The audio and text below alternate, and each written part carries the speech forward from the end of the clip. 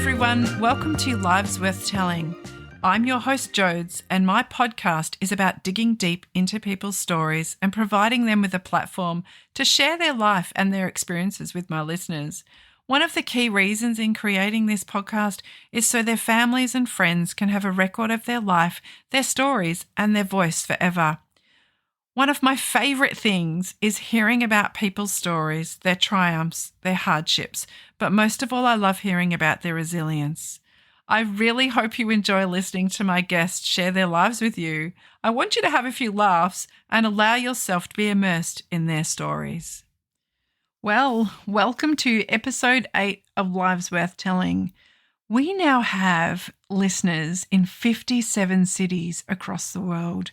We recently picked up some listeners in South Africa, Russia, Germany, and Switzerland. So welcome to all our new listeners, and I hope you stay on board and listen to all our episodes. Many states across America and the United Kingdom. We have so many states that we're covering now. So thank you to all our listeners who have been listening. In today's episode, we meet Carolyn, aka Carolina. Carolyn has had life-threatening health challenges in her life, and she shares how she faced them and as a result, how she now lives her life today. I want you to enjoy listening to her beautiful stories about her extended family, and in particular, listen out for that giggle. Enjoy. Oh my goodness, today I am interviewing someone that, I don't know, I have this illness where I can't call people by their name that they were born with. Here's a classic. Her name is Carolyn and I call her Carolina. And I've known her since 92. And I will say welcome to you, Carolina, or Carolyn for those who want to call her Carolyn. I call her Carolina. And I will probably talk about the Shaggy song, but anyway. Thank you, welcome Jode. to you. Thank you. Well, first of all, we'll talk about background and childhood. So tell me about your family, where you grew up, parents, siblings, and go. So I grew up with my mum and my dad and my sister. My sister's nearly 3 years younger than me, and we lived not too far from here, as you know. Okay. Very close in Bayswater. Yep. Lived in the one house the whole time, from coming home from hospital to moving out with my now sister-in-law to moving back home again to and that's where they stayed until they could no longer look after themselves at home anymore. So that was our family home. Yeah. And what was life like growing up for you? Weekends, holidays, outings. Okay. Every second weekend we would visit my mum's grandparents in Kangaroo Ground, and then the alternate weekend we'd visit the other grandparents in Box Hill. Oh, that's so nice. We'd go for dinner, Sunday dinner, which was a roast at Kangaroo Ground. That doesn't really happen these days. And it was like, and Grandma always cooked the same thing, always. And, you know, if it was something different, it was something wrong. Yes. She always had roast lamb or roast beef, roast potatoes, peas and gravy, pumpkin, and she would do apple pie. I was going to say, what's for dessert? Always apple pie. If it was not apple pie, it was a calamity in our minds anyway. So that's every week you saw your grandparents, different grandparents, but fortnightly. Yep, alternating. How is that? Yeah. Do you think that impacted on your relationship with them, that you were close rather than just doing milestone birthdays, Christmas? I think so, yeah. And nice of them to keep it up. How many years do you remember that happening for?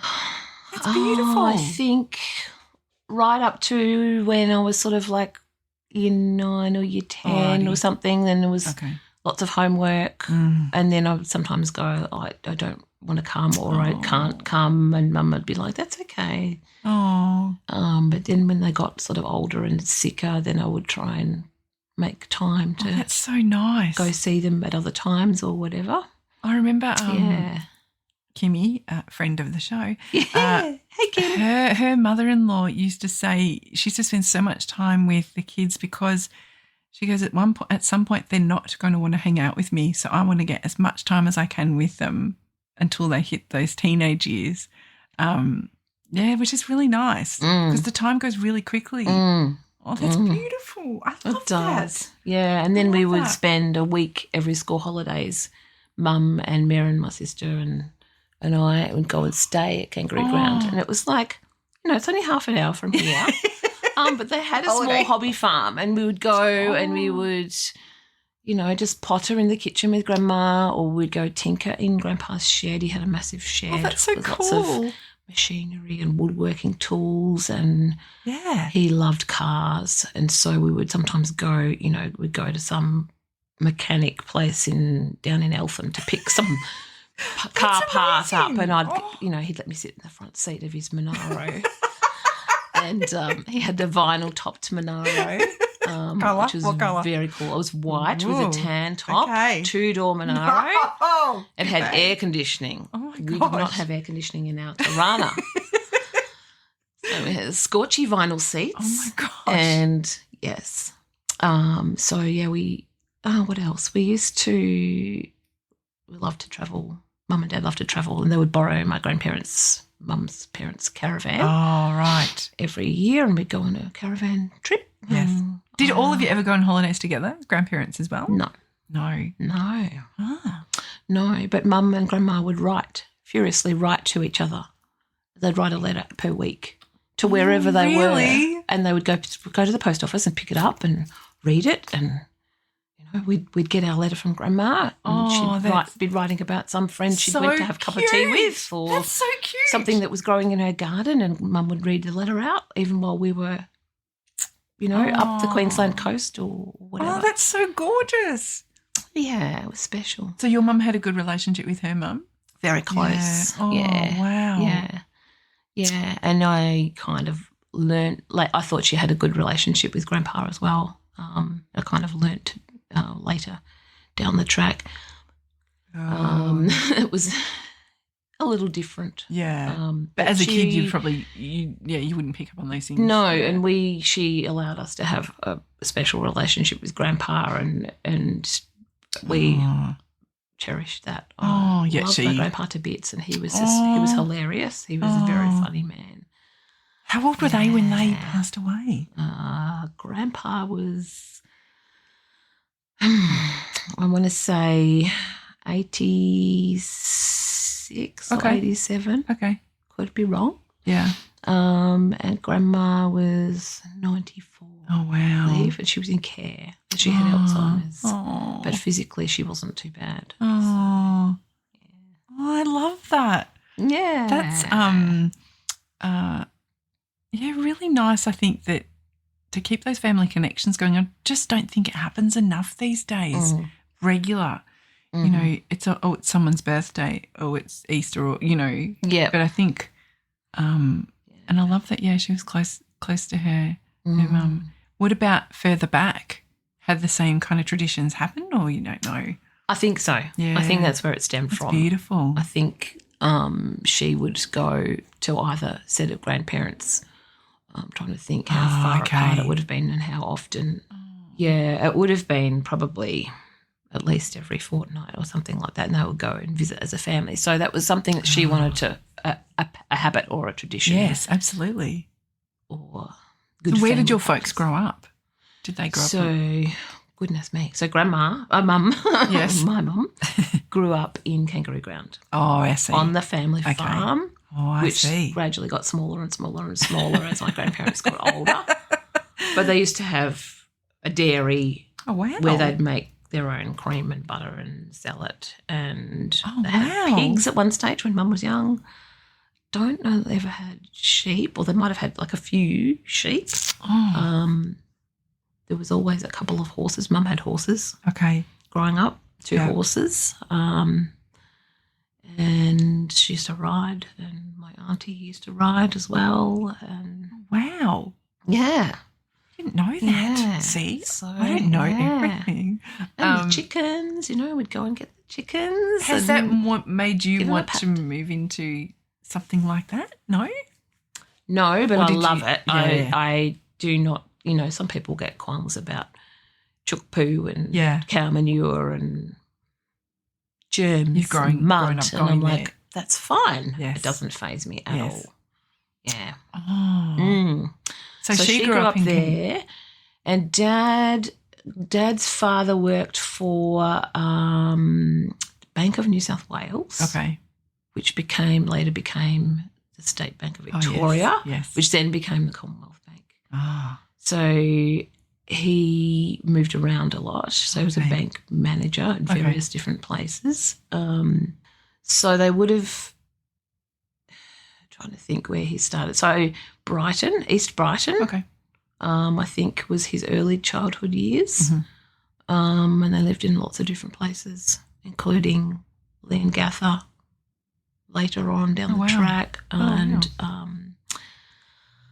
Bort, which is up near Horsham, Nil direction, which is a little tiny town, one-horse town now. And so when they bought in Bayswater, there wouldn't have been much there. No, orchards. Back then, orchards all around that area and here. And Mum could look out the window and see the Dandenongs out the kitchen window. But in the foreground there'd be orchards because all of that land wasn't built on yet. Yes. Yeah, so it was a new estate. Bare earth, garden. It just start from scratch. Yes. Yeah. Yeah. Different. Very different. Yeah.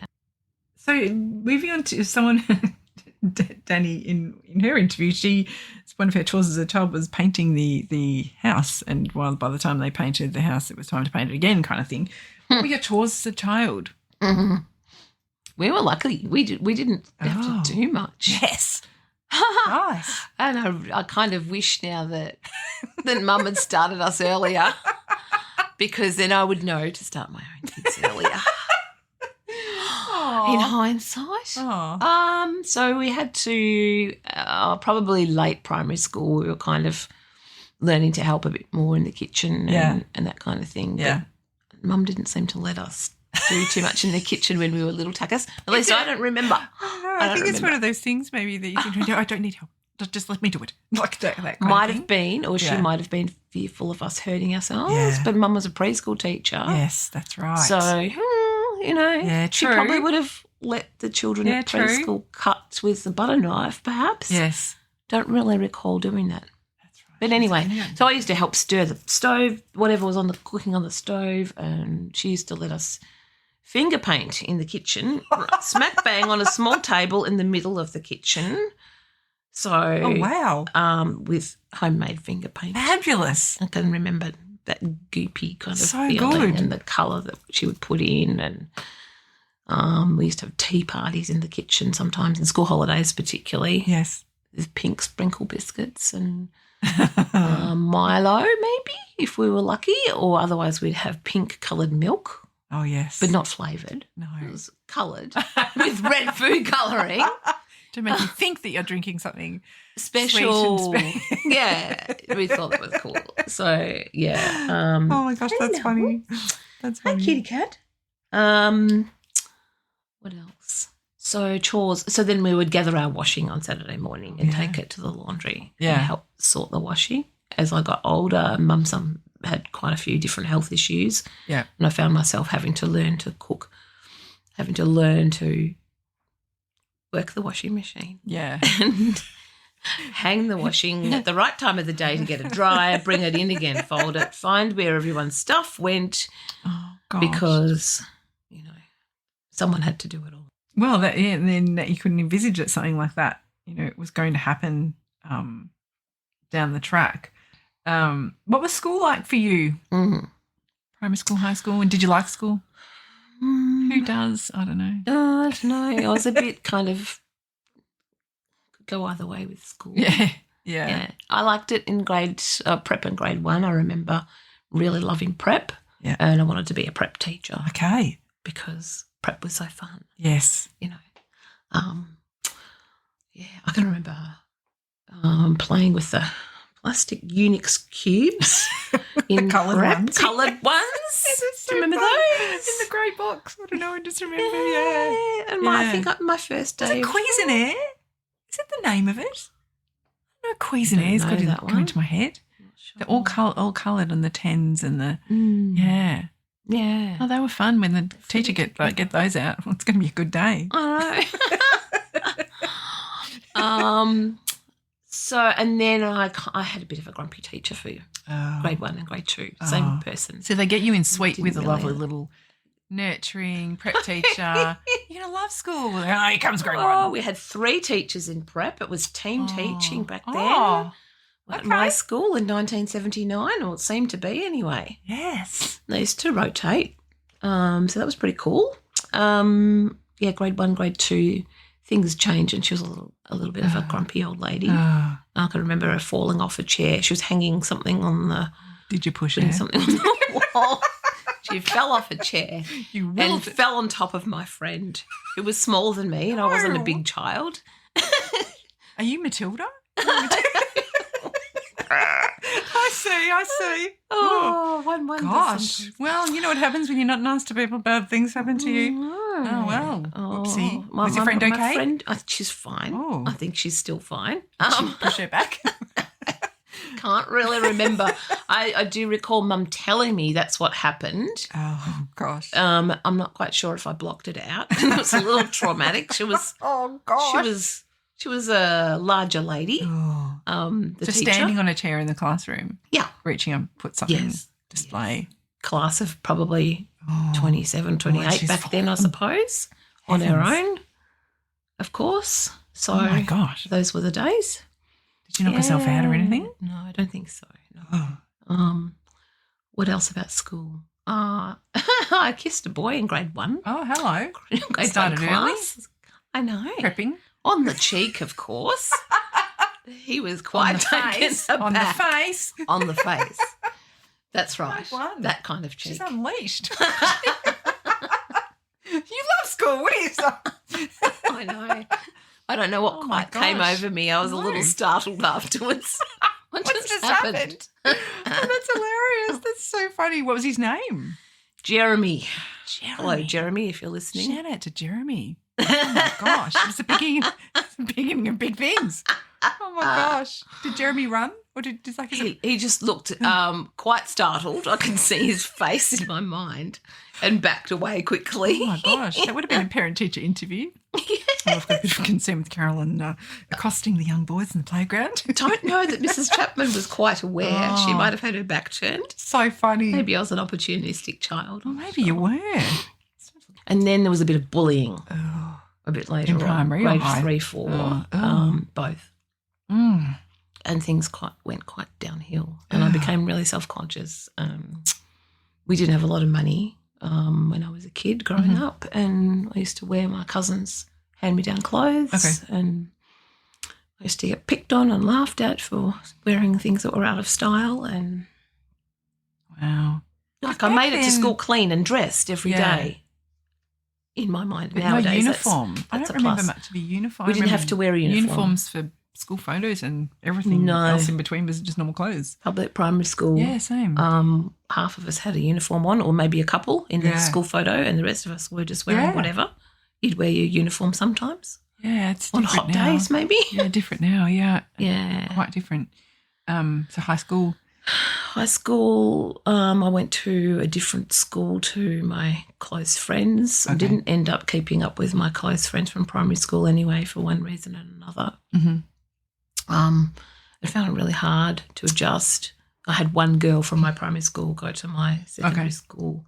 We weren't close, but we stuck together pretty close for the first couple of months. High school's just brutal, isn't it? Where did Jeremy end up going? No idea. Far, far away from Carolina. He ran for the hills. Oh, my gosh. Yeah, school, I think. It always starts out well. You know, you see children from kindergarten and they're starting school. It's the best thing they're ever going to do in their mind. This is the best. They can't wait to start school. And then I don't know what happens, whether it's our system or... I think it's got a lot to answer for, to be honest. Yeah. I would like to see some major changes personally. Yeah. I'm no expert educator, but I have various opinions about it. My obsession is the Finnish education system. Finland is amazing, amazing. So I have heard. I guess one of my little questions here pops out is, who are the most significant influences in your childhood, would you say? My mum. Yeah. Probably my grandma, mum's mum. Yes. My grandpa on my other side, All right. I was a little bit in awe of because he'd been to the war, Second World War, and he'd been in a POW camp in Changi, and had some experiences there that I couldn't really fathom or figure out, and they weren't really talked about back then. But I was like, wow, this man is a bank manager, but he was also what he's been through.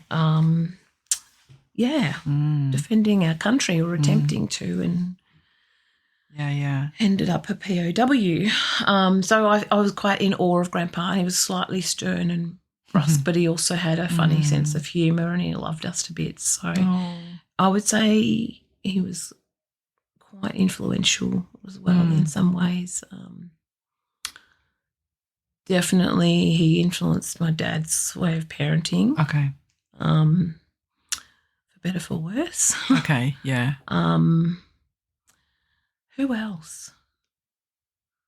Probably close friends. There was a couple of friends that lived a couple of streets away that I would go and play with after school. Yeah, nice. Primary school. A couple of friends and their parents as well, and the things that they let us do or didn't do at their house, like swing from the clothesline and play in the pool all afternoon in the hot weather, and eat icy poles on the back deck.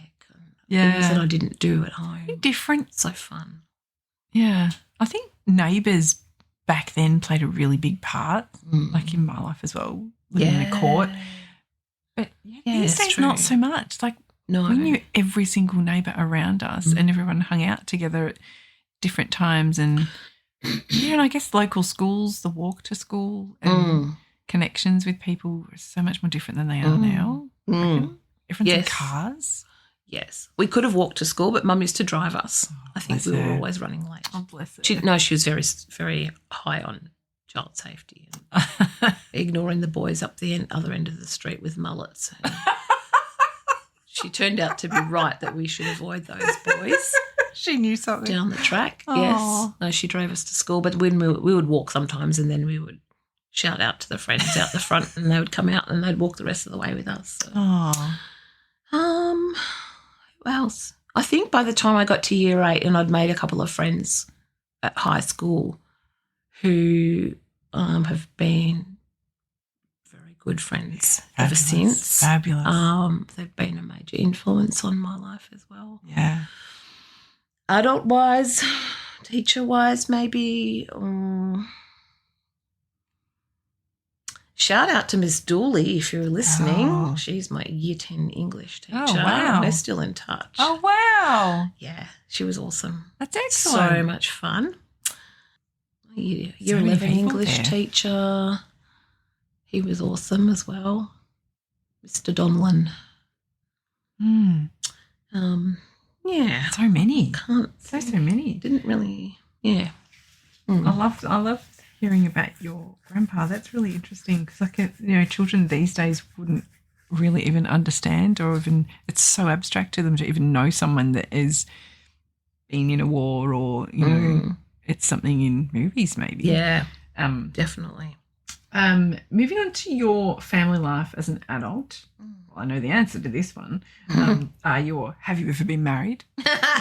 Just the once thing. Just once. So say once is enough. Once is enough. Oh. Yes. And who is this Till person? death do us part. This person is Andrew. Andrew. And who is Andrew? The most patient man. Is Andrew. He's extremely patient. He's quite laid back. And what else? He's very generous. Yes. Generous with his time, generous with his resources. That's always willing to help. Oh, we can flick back and forth, but children. Do you want any? No, you already got them. Whoopsie. Too late, she cried.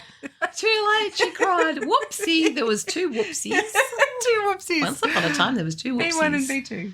We have a boy who is just turned 16. Gosh. Born in 2008 and very much wanted and very, very excited at his arrival. We thought he was a girl. So we deliberately found out at that scan. Oh. So I knew most of the pregnancy was a boy. Yes. Very cute, cuddly little squishy. Oh. And 5 years later, along came Miss Sophie, who is now 10. Oh, gosh. Yes, and she's my mini-me.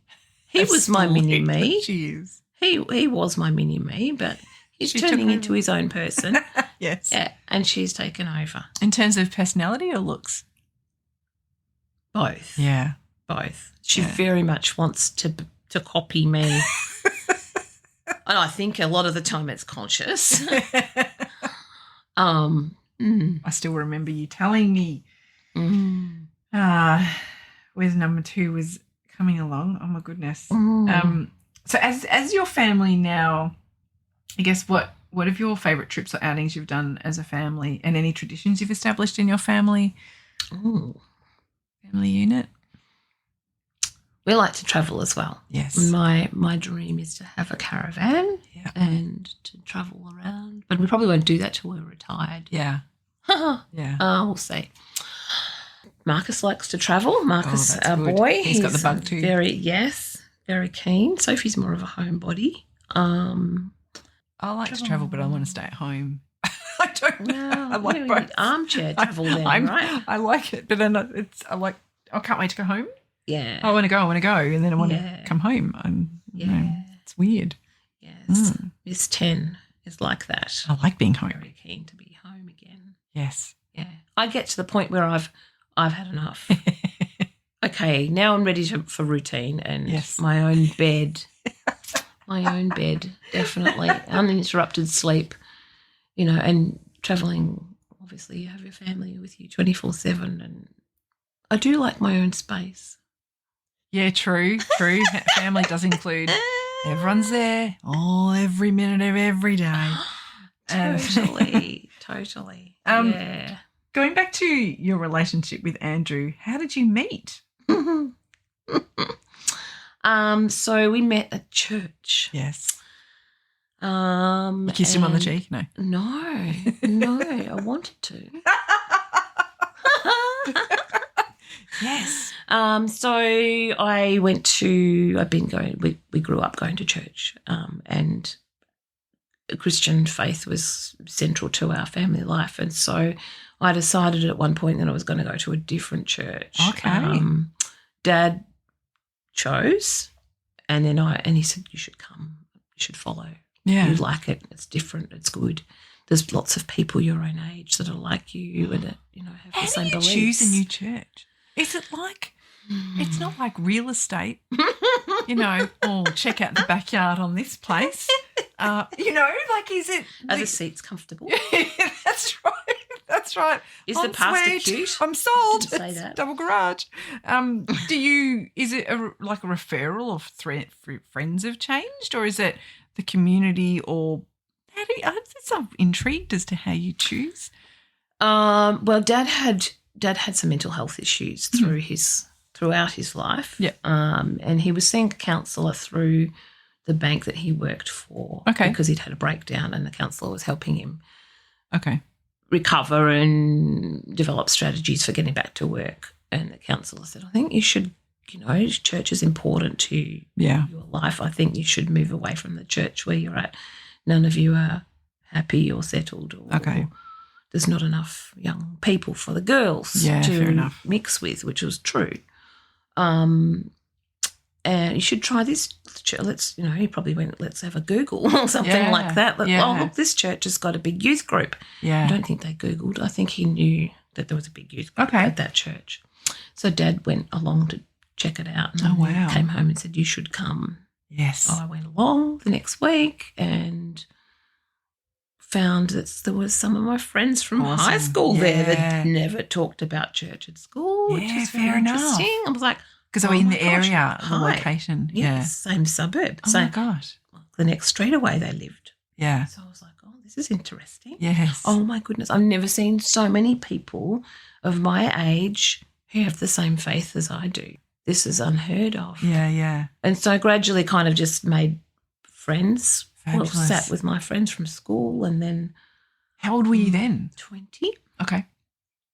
19 or 20. Yeah. I remember turning 21 and going out for drinks or coffee or something with some new friend from that church at the time. How fabulous. Made some new friends and kind of joined a young adult group there. Okay. Instead of the youth group. We were too old for the youth group. Yes. That's teenagers.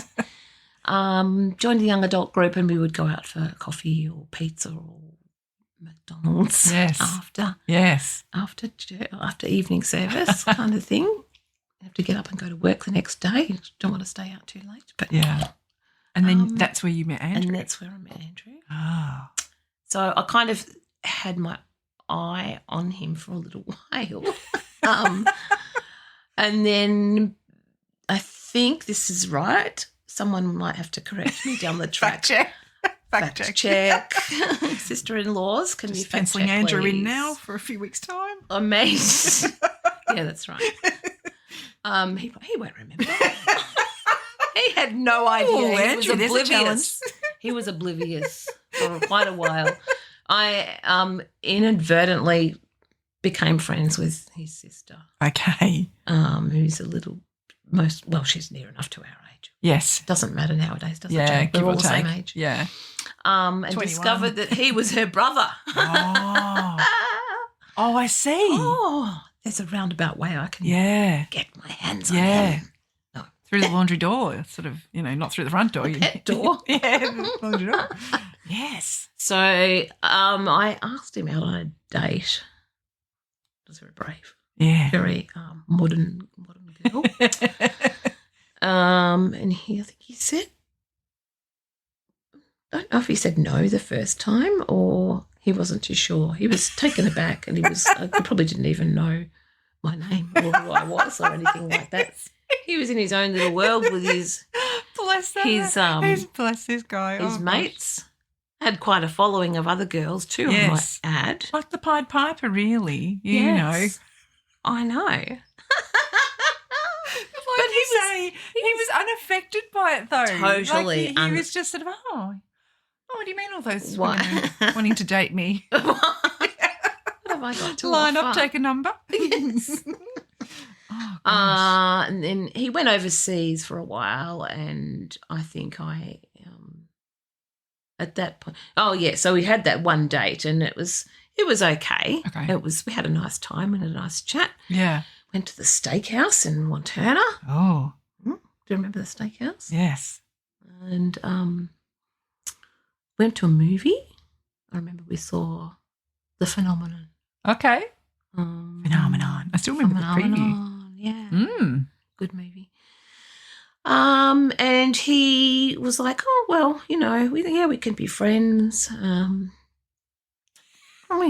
We could just hang out as friends in the group. And I kind of tried to get my sister-in-law, and she's now my sister-in-law, to do some home background. Your plan worked. Questioning in the background. And she said to me, he said that he thinks you're nice enough, but he thinks he might need someone more adventurous.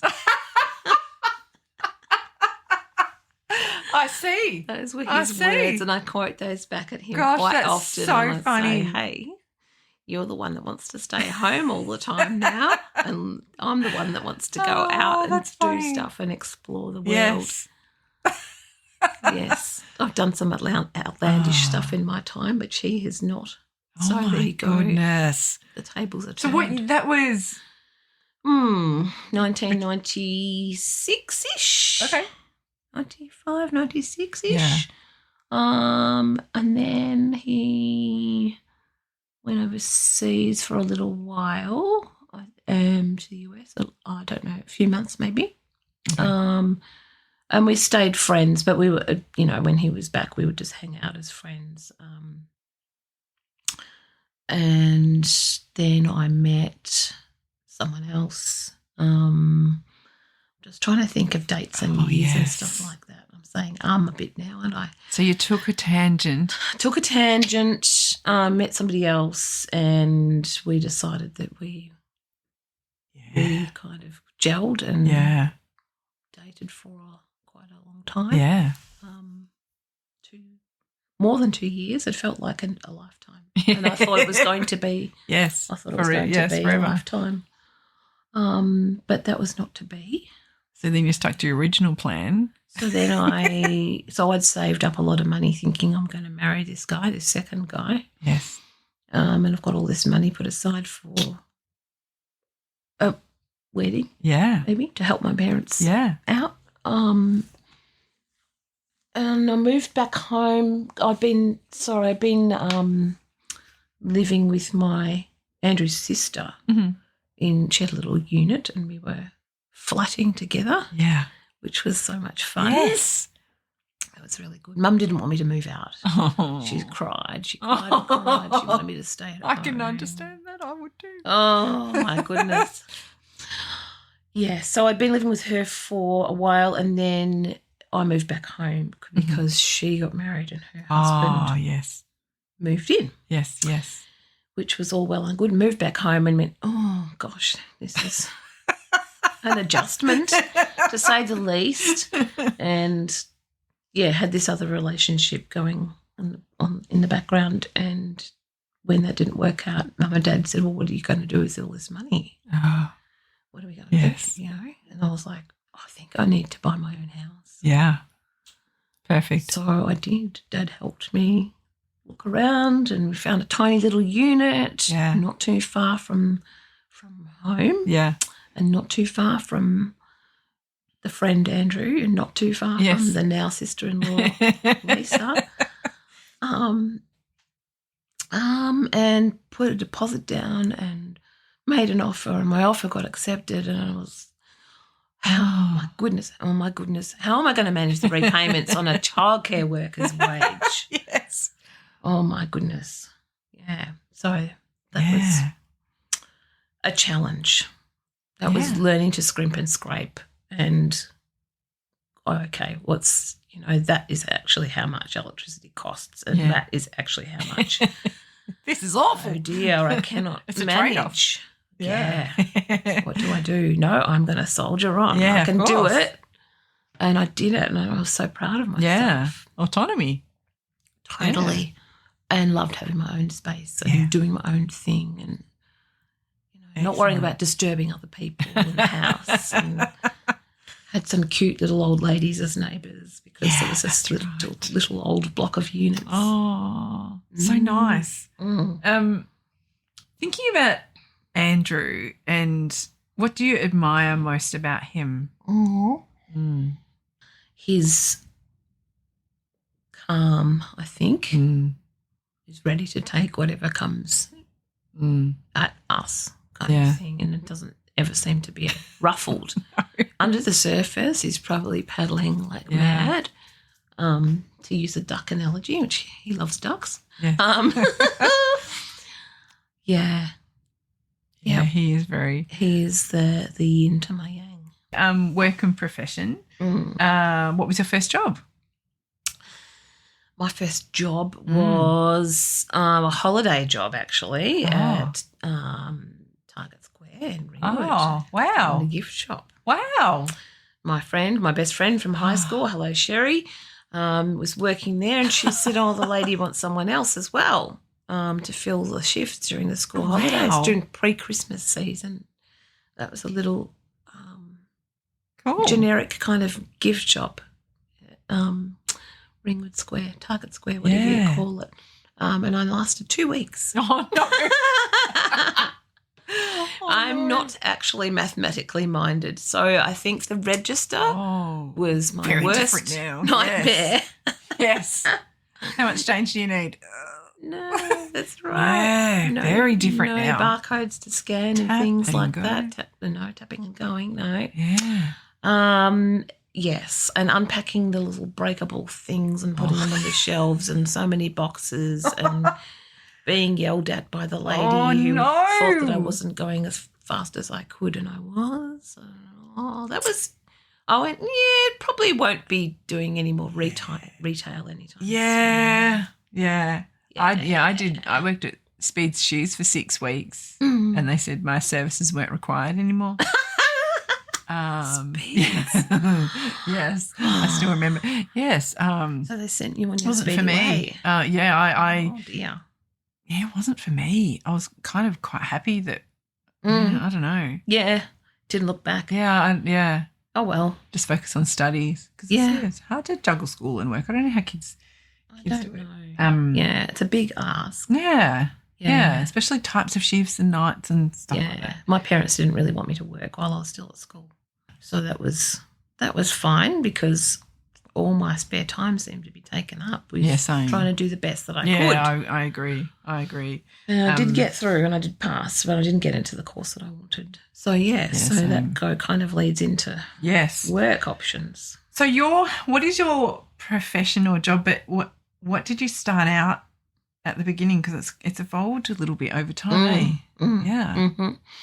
Yeah, so I didn't get into the course that I wanted to get into. I wanted to go to uni and be a primary teacher, specifically a prep teacher or an art teacher. Oh, I can see you as an art teacher. Run the art room at my old primary school. I just go in and do art with all of the classes. I would have loved that. Mum was like, don't know that you can specify that you have to do, that you want to do art straight off. She knew. She'd been in early education for a while. So I didn't get into primary teaching at Deakin, which was my ideal. I didn't get into kindergarten teaching at Melbourne Uni, which was another ideal. And that was what my mum had done. I want to be, aspire to be like mum. Yeah. And so sat and moped through the Christmas holidays, waited for second round offers. They didn't come. And we're like, okay, what are we going to do now? Yeah. So I think I started a course with Open Universities. Okay. Sitting in the armchair in the lounge room over the Christmas holidays. Oh. That lasted about 4 days. Cannot remember what it was about. I see the ads on YouTube now for Open Universities and I'm like, I did that once and the kids are like, did you? What did you study? I'm like, can't remember. So, and then we found out about TAFE. Mum and I did some asking around and some phone calls and things like that. She was very good and she pushed me, here's the number. Yeah. You call them up. You ask the questions. I'm like, yes. Write your questions down then if you don't know what to say. Gosh. Okay, Mum. So I called up the TAFE and I asked about the courses and what courses they had to do with children and teaching and things like that and ended up getting straight into associate diploma of social sciences, childcare. Yes. Brackets. And there I met the lovely Jodes. That would be me. That's where I come into the story. Yes. Well, yeah, sort of. Yeah. Yes. Yeah. That was 92.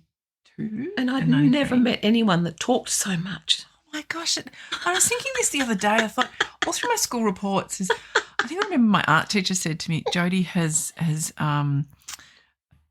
mastered the art of conversation in class, which is not good when you're in class. And I thought, finally, with the podcast, I'm not going to get in trouble for talking too much. Absolutely. There's every single report. She talks too much in class. She talks too much in class if she just shut up for 5 minutes. What a diplomatic way to put it. She's mastered I still the remember. art I can see her handwriting. She's mastered the art of conversation, but I'd like her to focus more. Well, yes. I got into trouble with Adrienne for talking too much in class. It was Jode. Yeah, it wasn't me. I mustn't have been away that day. Couldn't have been me. I was like, jeez. Yeah. Jode. Believe it or not, that used to happen to me. When I was Mrs. Nelms in Year 12, I used to be told off for talking and I was in her direct line of sight, but there was people over to the left that were chatty chat and she just couldn't see them. So you're only pointing at me because, yes. So that was a couple of years of study. That was a couple of years of study, made some good friends, had fun times hanging out together and great times doing the placements, and I really loved that course. Yeah. It was hard yakka in the amount of work it was, but it was a lot. I was like, yes, I can do this. This is what I want to work with children like I always thought I did. Yes. And I can see a career pathway ahead of me, potential one. Yeah. I think we all wanted to work in the maternity absolutely. wards in the hospitals, didn't we? Because we were the old mothercraft nurses back then. Absolutely. That was my favourite placement out of all of them. So fun. I loved actually working. I did a placement at Irabina. Oh, yeah. Early intervention, and ended up living next door to it. Yeah, that's down right. the track. That's right. But that's another story. Yeah. Oh, that's one we've covered that one already. And ended up working in a childcare centre, 60-place childcare centre in Lilydale. Mm. That was my first job. Yeah. I was there for about 2 years or so, give or take. Yeah. Didn't have my licence.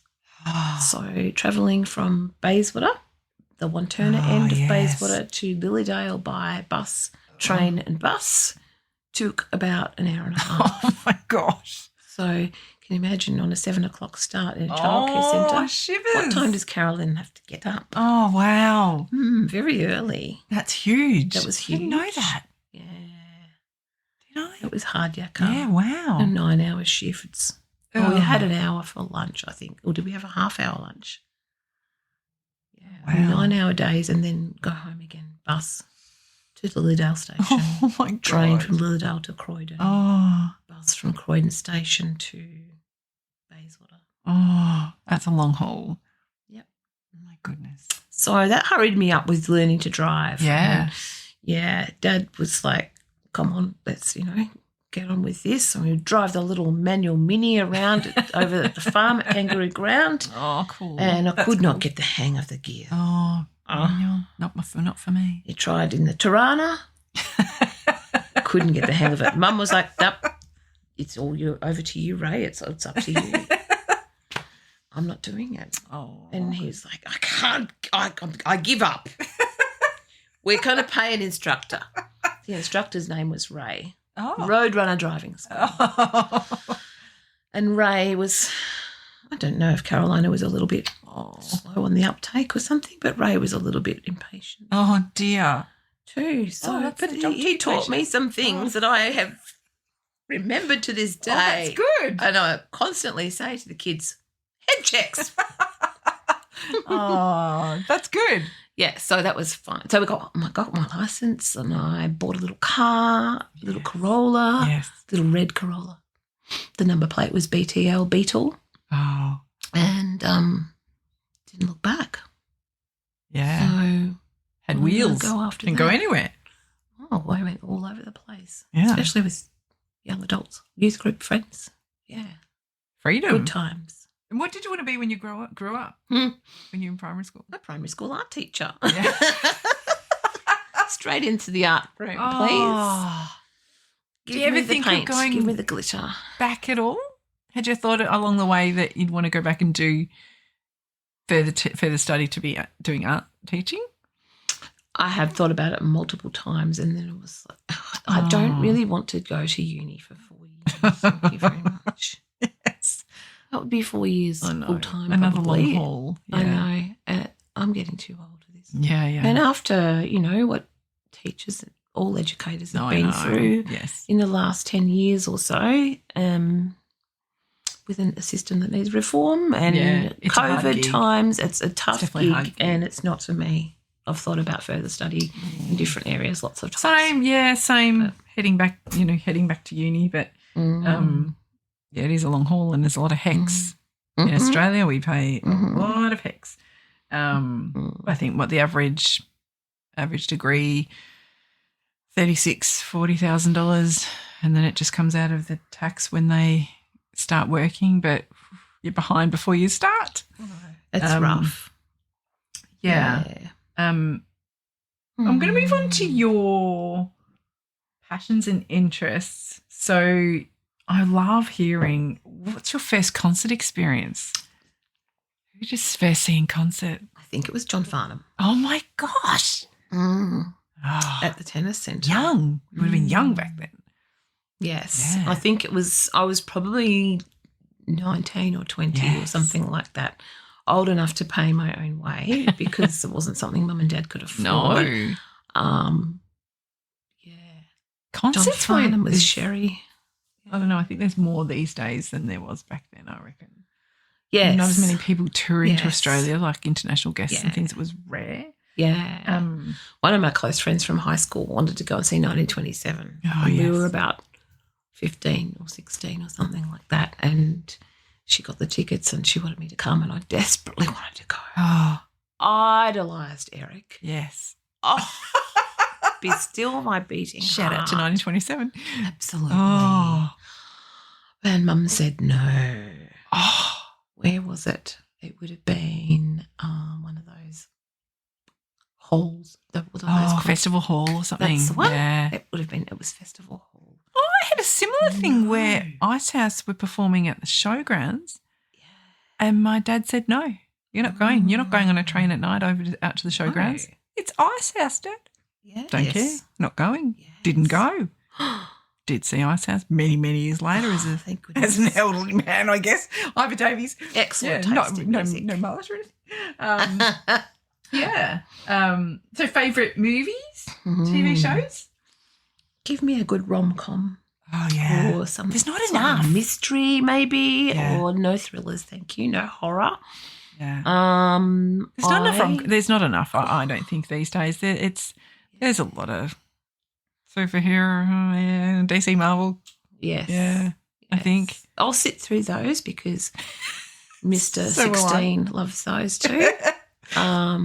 He loves a bit of sci-fi. I'll sit through that. Yes. Dad loves Star Trek. Okay. And Star Wars and Westerns. Okay. So I used to watch all those with Dad. Didn't mind a bit of often sci-fi. The influences. Yeah, I agree. I don't know. Andrew loves Shawshank Redemption, but that's too sad for me. I love historical dramas and things about people's lives. Yes. I love Bohemian Rhapsody. Okay. Oh, yes. Those sort of ones. Yeah. There's so much available to us now more than ever in shows, movies, different streamings. Yeah. This one was jumping out at me at 2. I haven't got it highlighted, but can you tell me about a hobby or interest that has been particularly meaningful to you? Reading. Yeah.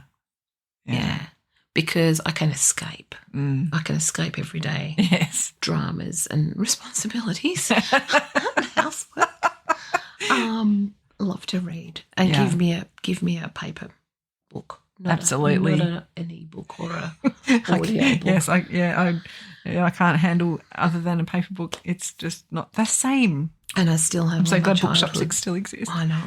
Oh, I've still got a lot of childhood books. Had to go to the storage unit yesterday and bring some of them back for Miss 10, who is a bookworm as well. Yeah, wow. So we just started Anne of Green Gables. Oh, how fabulous. Just last night. How fabulous. That's really good.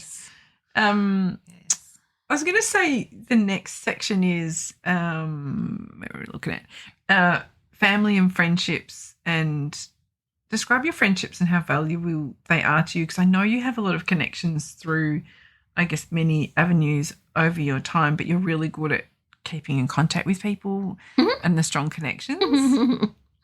She laughs. They are integral to my life, my friends. I have, maybe half a dozen close friends. Maybe there's more, I'm not sure. Sorry, everyone.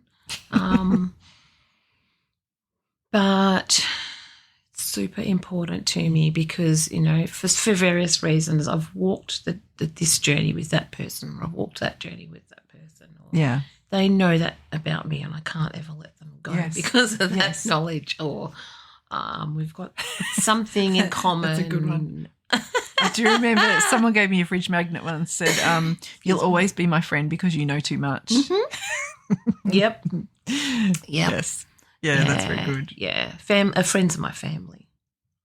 I'm just looking at my next one is life's turning points, and I know there has been so many for you. Can you share a significant turning point or moment of realisation in your life? And it can include one or many, or because I know there's been a few. Which one do I choose? There's many. Oh, goodness me. I think the two that are standing out in my mind are both for the same reason. Mm-hmm. That you should live every day as though it's your last. Yeah. You don't know what's around the corner. Yeah. And put your family first. Always put your family first and your close friends, your close circles. My first big turning point was probably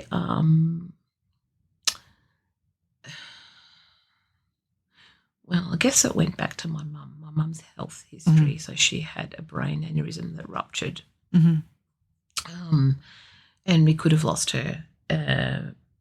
And her recovery from that was quite long, protracted and long, and she was never quite the same afterwards. And then when I was pregnant with number one, I started getting weird migraines, and they were excruciating, and they would not always last that long, but they would affect my peripheral vision. Okay. To the point where I had a shutter either side of my eyes on the outside, and then my vision might go black and white, or it might become patterned with zigzags across it, or whatnot. It happened once when I was in my 20s, and I was in the baby's room at my first job, the childcare centre I mentioned before, and that was the first time I can remember it really happening. And I was just like, whoa, I'm scared. I'm in the room by myself. The other staff members at lunch, there's babies in the cot sleeping, and there's some babies here with me on the floor, and I'm just going to sit here and not move. And it disappeared after about half an hour, but it was pretty scary. Yeah, right. And it disappeared, and I didn't even think about it again until I was pregnant, and they started happening more and more. Waited till the end of pregnancy. The obstetrician said I had to argue with him to take painkillers for it. Only one thing worked. It was ibuprofen, and he was, I don't want you to take ibuprofen. I'm like, I have to take something that works. Yeah. Marcus would have been a toddler probably, and then the migraine things kept happening, and I thought, I have to get them investigated. So I went to the GP. The GP referred me to a neurologist. Knox Private. The neurologist sent me off for CT scans. The CT scans came back, and he took them out of the envelope and had a look in front of me and went, shit, what's that? That's what you want to hear. Yes. Positivity. Yeah. Holy dooly. So he could see what turned out to be a large blood vessel malformation behind my right eye off my cerebral artery. And we didn't know that straight away, but he referred me to another specialist at the Austin, and the guy at the Austin said, I know what it is, but I can't help you, referred you to an interventional radiologist at Monash. Winston Chong. Hello, Winston. I love you. Oh, gosh. And Winston said, you've got an arteriovenous malformation, which is rare. We think it's rare. We don't really know how many people out there in the population have them. They might find out after it's ruptured, and they're paralysed, or they might find out, their family might find out in an autopsy afterwards. Yours is large. It's the size of an egg. It's behind your right eye.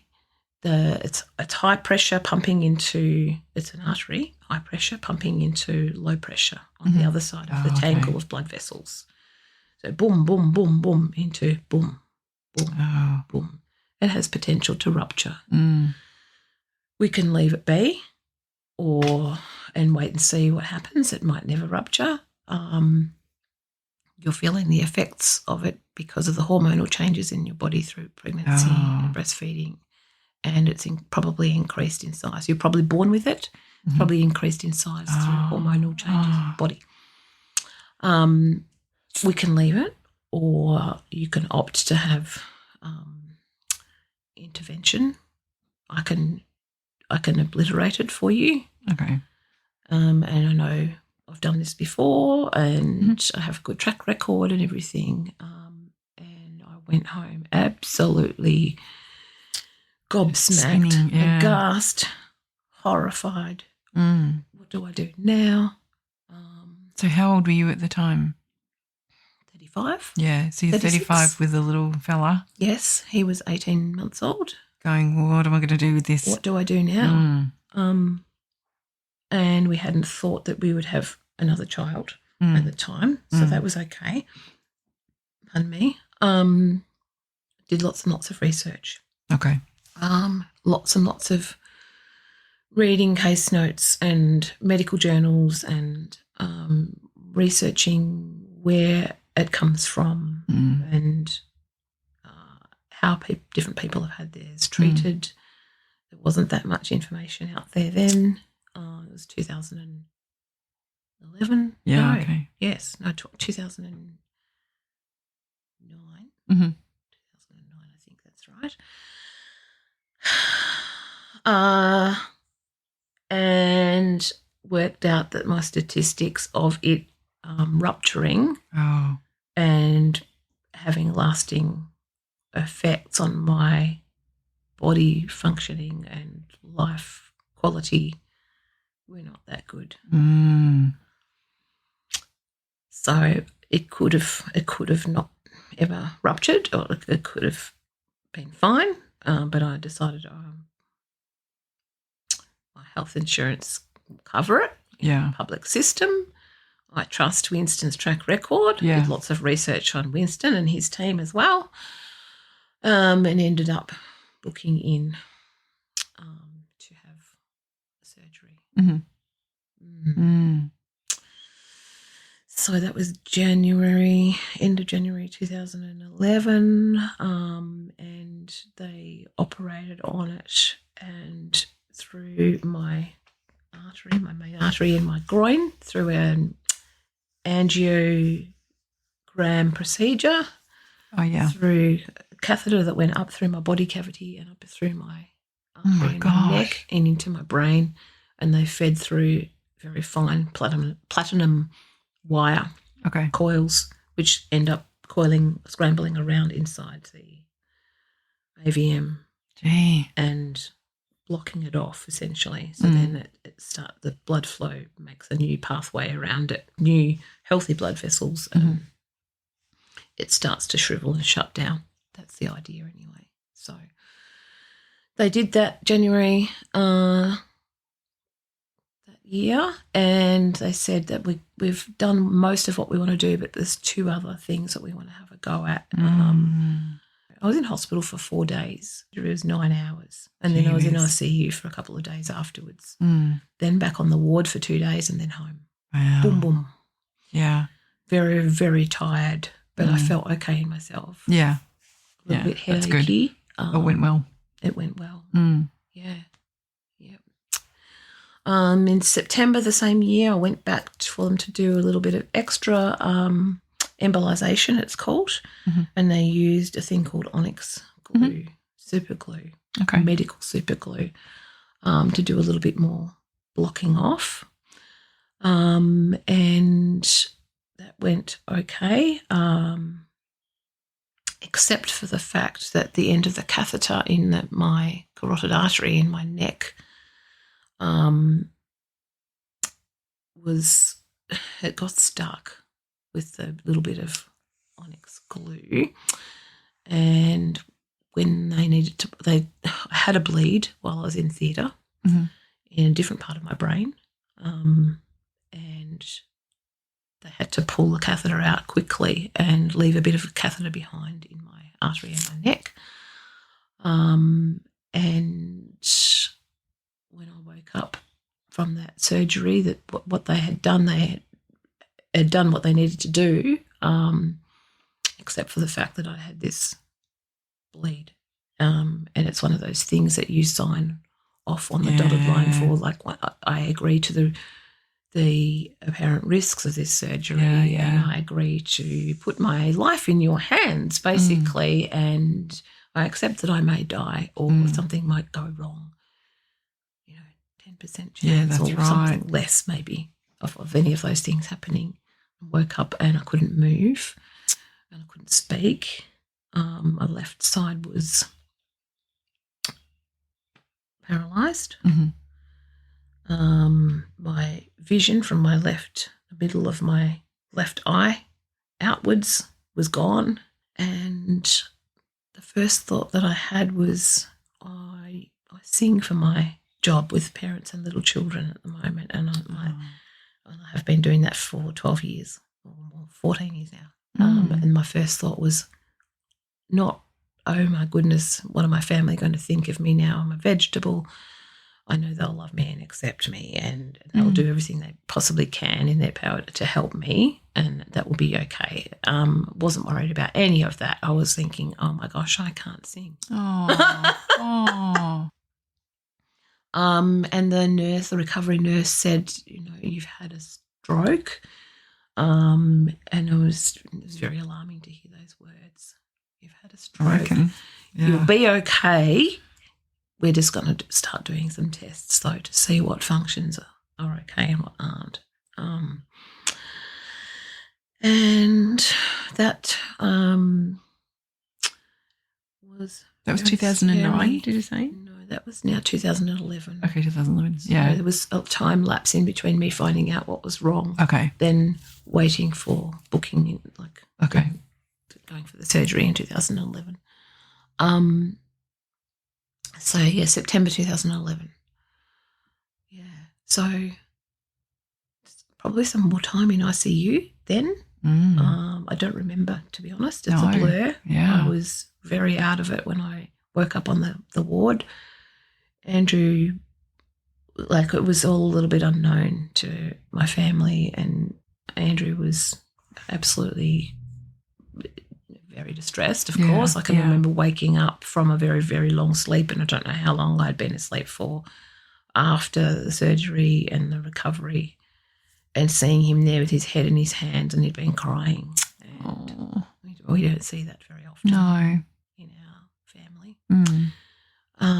And I couldn't remember seeing him going, oh, she's awake. Oh, she seems to be semi-okay. And this look of realisation of, oh my goodness, I think you might be going to be okay. Yeah. Across his face. And I just cried. Oh, gosh. Oh.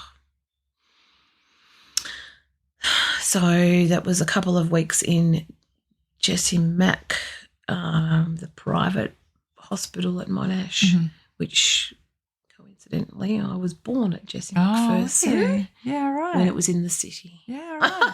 Yeah, okay. So rebirth as a half paralysed woman who can't speak. Jeez.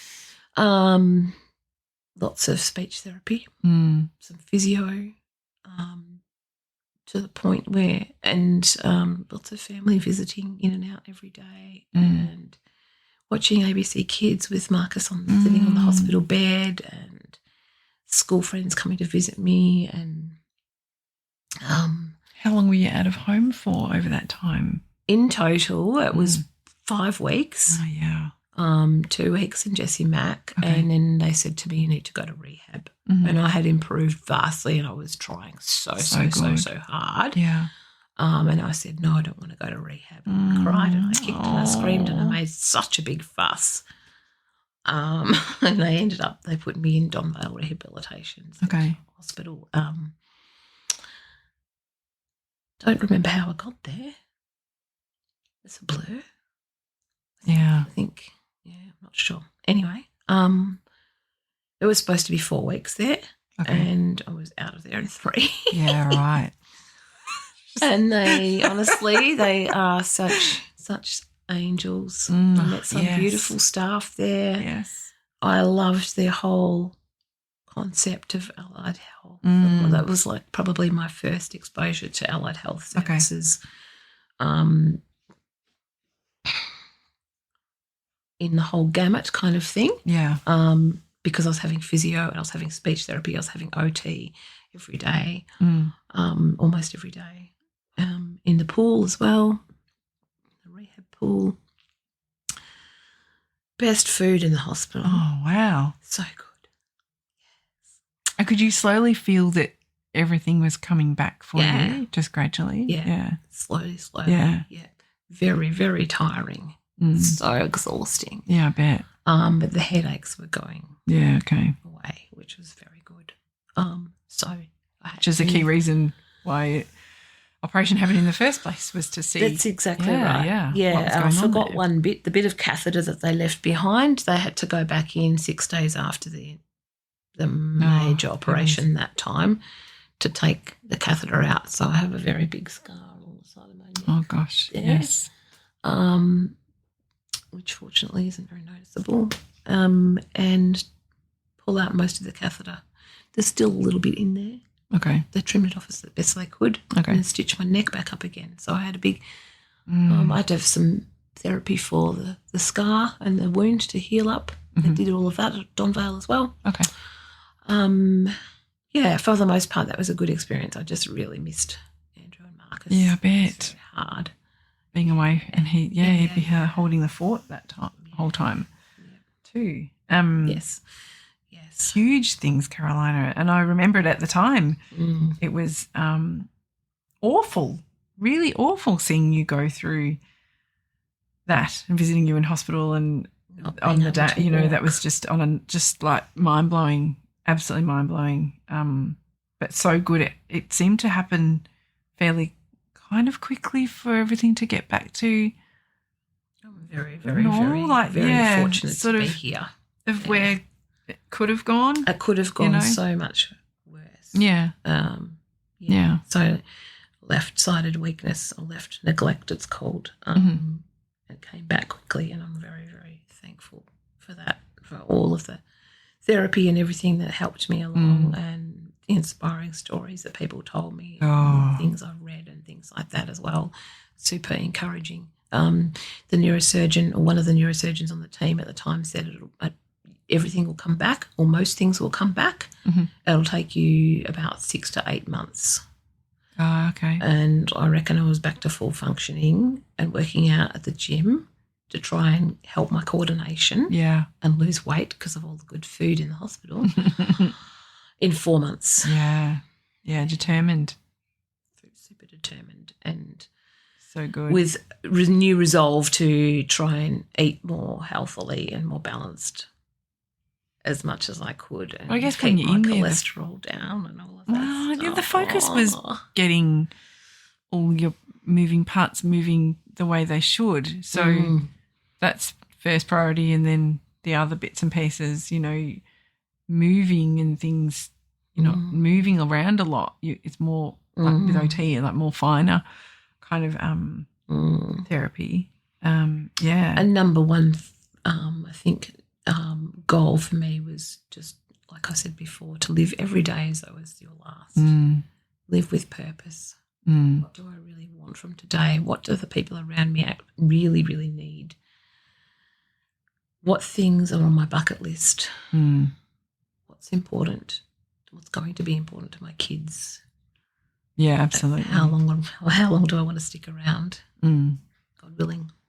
Yeah, absolutely. My next section is a little bit lighter. That's good. The segment is called Curious Corner. Can you recall a time where, now, Carolina, you are the best giggler, right? One of the best gigglers I know. Oh, really? Can you recall a time where you just couldn't stop laughing? Oh, all the time. All the time, see? All the time. Happy days. And then I get so carried away that I can't get my breath, and I end up having an asthma attack. It happens quite often of an evening when I might be scrolling the socials and I'll see some funny video, and I love the sense of the ridiculous. There was a video that's done the rounds recently where there was a crying baby. I love babies. I don't need one, but I love them to bits, and I'm very happy to hand them back afterwards. There was a crying baby sitting in a bumbo seat. Oh, the baby's crying, and then someone hurled a piece of cheese at the baby's head. Slap. Baby stops crying. It's like the look of startled. The first time I saw that, I could not stop laughing, and Andrew was like, "What's wrong with you?" And I'm like, "I can't." cannot describe what I just here. Look, you look for yourself. That's right. It's the reaction of the baby. The sense of ridiculous is what gets me. I love practical jokes and things. I get myself into trouble. Excellent. Fairly often for it, and Did Andrew say you wanted someone more adventurous? I don't think so. I just wanted you. That's so funny. That is so good. I get that from my grandpa. Oh, Mum's dad. Sense of humour. Yeah. If you could have any superpower for a day, what would it be? Speed. Yes. Get everything done, Joe. You relate, I'm sure. I can. Speedy, clean house. I'm thinking more Bewitched cooking. or I Dream of Jeannie, just that sort of speed where it gets done. Yes. ASAP. Totally. Can you name 5 people you would invite for dinner and why? People that you would never, ever get to meet. Gosh. Impossible people. Oh, impossible people. I love Michelle Obama. Oh, yes. I've got her book. Oh, yes. Good stuff. And I love Jacinda Ardern. Yes. As well. I just like to get inside their heads and see what makes them tick. I love inspiring, strong women. Yeah. Some of the Paralympians. Oh, yes. Female Paralympians. We know one, actually. Okay. Shout out to Ella Hose. Okay. And a shot put coming up in Paralympics. Oh, wow. That's exciting. Yeah, very exciting. Ah. Who else?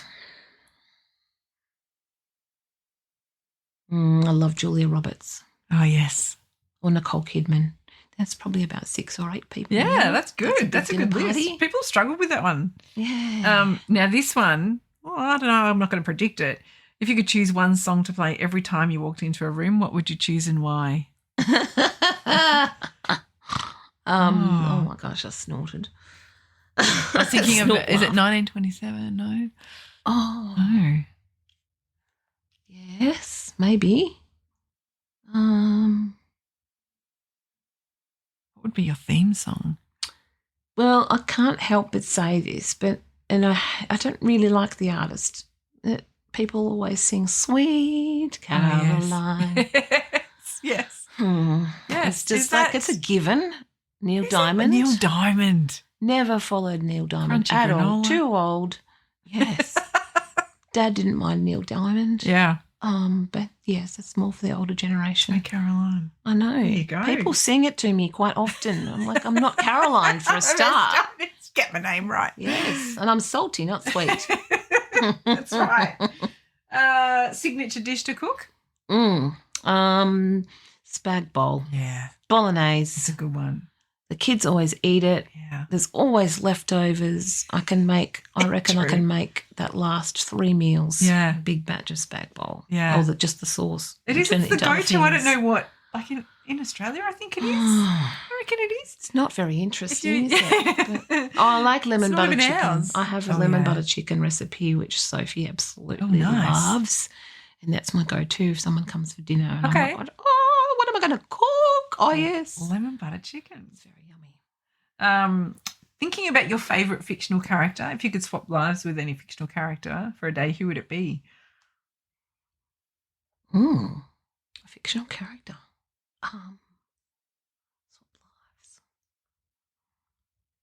lives. I have no idea. Yeah. Wonder Woman? Oh, yes. That lasso. I loved her lasso. Come on, kids, into bed. Yeah, that's right. That's a good one. I like that. Wonder Woman. Ooh, my next one. As I have injured myself several times over the years, daily, weekly, monthly, I'm always curious about other people's injuries. Can you tell us about a time where you've accidentally injured yourself? Oh, gosh. I did some pre-thinking on this one already. I've done a few dumb things in my time, but I've never broken a bone. I've had some major surgeries and I've recovered from them. But yes, you have. I spilled boiling water on my pregnant belly. Oh, my goodness. Which baby? Sophie. Oh, sorry, So Sophie. last pregnancy, never again. Splosh. How did you do that? I don't know. It's like I was very From a kettle or a from saucepan? the kettle, making a cup of tea. Oh, That's all I was doing, making myself. and it's not a dangerous activity. It never is. Usually, occupational health and safety hazards of being a housewife. Can I ask? You were clothed? Yes, I was clothed. I had on a tea top making? that was probably just, I don't know, very pregnant. It probably would have been about this time of the year where it's starting to get warmer, and I've just got one layer on. Oh, no. Some sort of maternity top, and the boiling water just went straight through and created a little So did you miss the burn. cup? Or you? I think it was mostly in the cup, but it just gone slosh. My belly always got in the way when I was pregnant. Oh, Actually, it shivers. still does. Oh. Look at that. So did it muffin have top? blistering or? A little bit of blistering. Went down to the pharmacy. They laughed at me. They know me. Oh, no. Here's some Solicide. Keep it in the fridge. It's been there ever since. Oh. Because I burn myself very often. Do you really? Oh, my gosh. So daft. Danger to The oneself. other time I burnt my calf, my bare calf, on the exhaust of a Harley Davidson at the Lilydale show. Andrew and his... No. No, it was before Andrew's time. I was at the show with Sherry, my best friend from school, and the Lilydale show, and I decided I was going to take myself off with the Harley Davidson joyride, man. Go for a blocky on the Harley, and was wearing shorts because it was a hot day. God. Put my You put your calf leg against the exhaust pipe and felt as though something was very hot down there, but it didn't say anything. Oh, no. Didn't say anything. And then afterwards when I hopped off, he said, "Are you okay?" And I'm like, "Yes." This is very sore. But I'm not sure what I've done. And he's like, "Oh, I need to go get some cold water on that." It swelled up to a massive blister the size of my palm. Oh, yikes. And I still have a scar. Oh, no. Won't forget that. How old were you? Probably 21 or 22 or something like that. Goodness, live to tell the tale. Silly Billy. No, we've already looked at this one. Now, this one, Caroline, at Hall Pass, if the lovely Andrew was going to let you go for one night, who would you choose to be? Who would be that person? Jason Moama. What's his name? Moama. Moa. Oh, Moa. absolutely. Mm-hmm. Jeez. I love the tats. Yes. Love the long hair. Shout out to Jason Momoa. Oh. Yeah, I don't know what it is. I think it's this combination of, his culture as well. His parents and he's just got a really good combo. Jason Momoa, Carolina. He's got the goods. Oh my gosh. Let's make that happen. Sorry, Andrew. Yes. Last few little bits. What are you proudest of in your life? Working hard at recovery. Yeah. Working hard at turning things around when we're in dire straits, or I'm in dire straits over something. Not giving up. Not giving up. Yeah.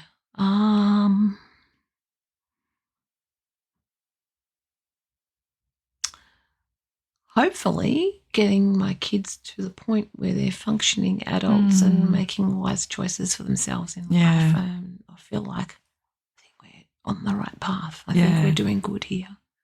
Yeah, that's what you want. Yeah, absolutely. Yes. Do you have any regrets in life? I regret not travelling overseas earlier. Yeah. Maybe I should have taken that money and gone overseas. I wouldn't have gone by myself, but I would have gone with a friend. Yeah. Yeah. I've heard that too. But I think it's either one or the other. You can't do both. You can't buy property and no, that's something it. has to give. So if not when you're young, then you do it when you're retired while you're still healthy. Yeah, yeah. As soon as you can. And Yeah, that's I my agree. aim. That's a good one. When you look back on your life, what do you hope to be remembered for? Being kind and compassionate. Remembering people's names. Yes. Remembering people's birthdays. Just being able to give people a leg up when they need it. Yeah. That's awesome. That's awesome. I have come to the end, Carolina. So thank you for joining me today. And I'm looking forward to uploading this. And there are lots of things I didn't know, which I'm always the Harley Davidson. Jeez, I didn't know that one. There's lots more. Part 2. Yeah, part 2. Very good. Thank you. Thank you. See ya. Bye. See ya. Thank you to Carolina for sharing her incredible story today. The resilience she has shown from waking up after her surgery and being told she has had a stroke to walking out of rehab in record time, she was not going to let it beat her. She is surrounded by loving, beautiful and supportive friends and family who have ridden this wave with her. So thank you, Carolina. And now we just need a bit of a pop-in from Mr. Jason Momoa. Don't we, Carolina? Tune in to our next episode where we get to hear more lives worth telling.